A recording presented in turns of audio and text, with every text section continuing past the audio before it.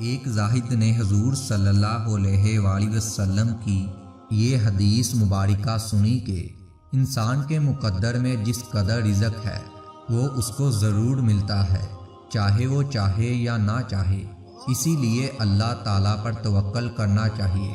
اس زاہد نے توکل کے سبب رزق ہونے کو زمانے کی خاطر شہر سے بہت دور ایک پہاڑی کے پیچھے جا کر ڈیرا لگا لیا۔ میں دیکھتا ہوں کہ میرے پاس رزق کیسے آتا ہے تاکہ رزق کے بارے میں میرا اعتماد مضبوط ہو جائے۔ اس زاہد نے اس جگہ پر ڈیرا لگا لیا جہاں سے کبھی کوئی بھول کر بھی نہ گزرا تھا، یعنی کہ اس نے روزی کے لیے ایسی جگہ کا انتخاب کیا جہاں کسی کا گزر نہ تھا اور نہ ہی وہاں پر کوئی کھانے پینے کی چیز موجود تھی۔ وہ زاہد اس جگہ پر جا کر لیٹ گیا اور سارا دن تک وہیں پڑا رہا۔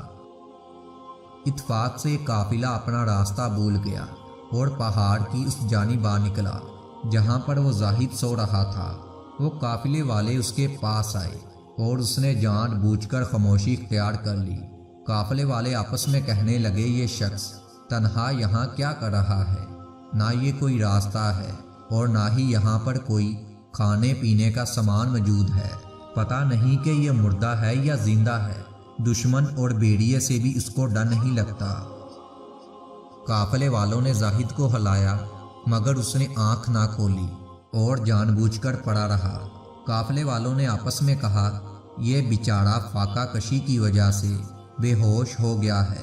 چنانچہ انہوں نے روٹی لی اور ایک برتن میں شوربہ ڈالا تاکہ وہ اس کے منہ میں ڈالیں۔ زاہد نے جان بوجھ کر اپنے دانت سختی سے بند کر لیے تاکہ رزق کے وعدے کی سچائی دیکھ سکے۔